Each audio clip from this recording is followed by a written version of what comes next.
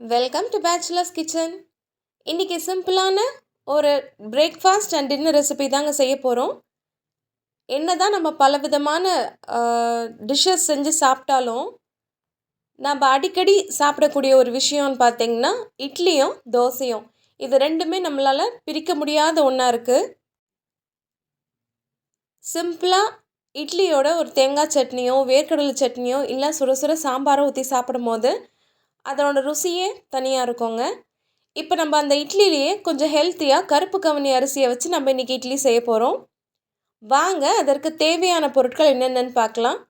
முதல்ல நம்ம இட்லிக்கு தேவையான மாவு நம்ம தயார் பண்ணிக்கலாங்க. 1 கப் அரிசிக்கு 1/4 கப் உளுந்து. இன்றைக்கி நான் 1 கப் அரிசி எடுத்திருக்கேன், 1/4 கப் உளுந்து எடுத்துக்கலாங்க. இப்போ 1 கப் அரிசிக்கு ஒரு 2 டேபிள் ஸ்பூன் பச்சரிசி சேர்த்துக்கிறேன். இதை நல்லா 2-3 தடவை கழுவிட்டு ஒரு 8 மணி நேரம் ஊறட்டோங்க. 1/4 கப் உளுந்து எடுத்திருக்கேன். இதையும் நல்லா கழுவிட்டு ஒரு 1 மணி நேரம் ஊற வச்சு எடுத்துக்கலாம்.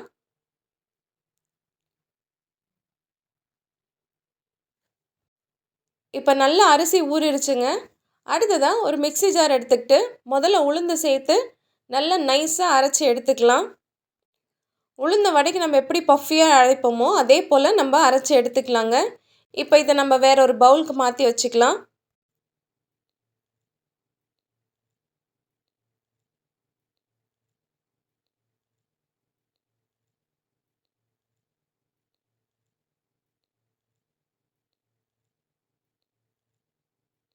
அடுத்ததாக நம்ம ஊற வச்சு எடுத்து வச்சுருக்கக்கூடிய அரிசியை சேர்த்துக்கலாம். கொஞ்சம் கொஞ்சமாக சேர்த்து அரைங்க, ஏன்னா சீக்கிரமாக சட்டுன்னு அரைப்படாது. கொஞ்சம் கொஞ்சமாக தண்ணியை சேர்த்து அரைக்கணுங்க. இப்போ பாருங்கள் நல்லா மையாக அரைஞ்சிருச்சு. இதை நம்ம உளுந்து சேர்த்த பவுல்லையே நம்ம சேர்த்துக்கலாம். இப்போ மொத்த அரிசியுமே நம்ம அரைச்சிட்டு வந்துடலாம்.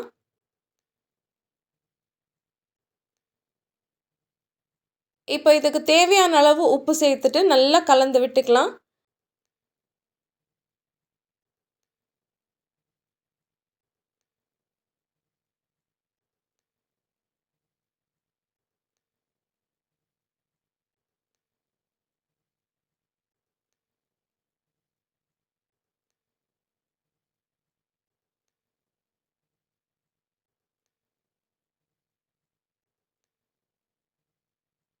கலந்து விட்டுட்டு ஒரு மூடி போட்டு அப்படியே நம்ம இது ஓரமாக இருக்கட்டோங்க. ஒரு 8 மணி நேரம் நல்லா புளிச்சு வரட்டும்.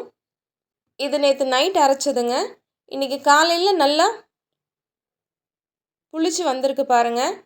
இப்போ நம்ம இதில் இட்லி ஊற்றிக்கலாம். நார்மலாக நம்ம எப்படி இட்லி ஊற்றுவோமோ அதே போல் ஒரு பாத்திரம் எடுத்துக்கிட்டு அதில் தேவையான அளவு தண்ணி வச்சுக்கோங்க. தண்ணி நல்லா கொதிச்சதுக்கப்புறமா இட்லி தட்டில் நீங்கள் துணியை வச்சும் யூஸ் பண்ணிக்கலாம். அப்படி இல்லைனா லேசாக எண்ணெய் தடவியும் நீங்கள் சேர்த்துக்கலாங்க.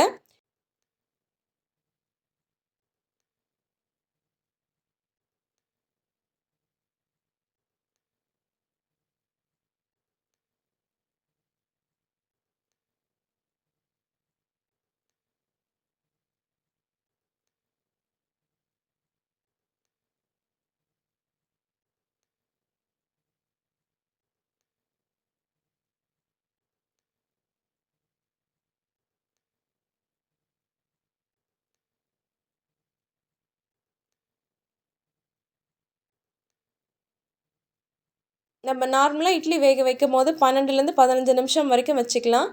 இது ஒரு கூடுதலாக ஒரு 5 நிமிஷம் வச்சு எடுத்திங்கனாலே நல்ல சூடான சாஃப்டான இட்லி தயாராகிடுச்சுங்க. இதே மாவை நீங்கள் தோசையாகவும் பயன்படுத்திக்கலாம், பணியாரத்துக்கும் பயன்படுத்திக்கலாங்க. டேஸ்ட் அவ்வளோ நல்லாயிருக்கும். குழந்தைங்களுமே விரும்பி சாப்பிடுவாங்க. இது கூடவே சுட சுட சாம்பாரோ இல்லை சிம்பிளான ஒரு தேங்காய் சட்னியை வச்சு சாப்பிட்டாலுமே டேஸ்ட் அருமையாக இருக்குங்க. இந்த டிஷ்ஷை செஞ்சு பாருங்கள். எப்படி இருந்துச்சுன்னு கமெண்ட் பண்ணுங்கள். இந்த வீடியோ பிடிச்சிருந்துச்சுனாக்கா லைக் பண்ணுங்கள், ஷேர் பண்ணுங்கள், இந்த சேனலுக்கு சப்ஸ்கிரைப் பண்ணுங்கள்.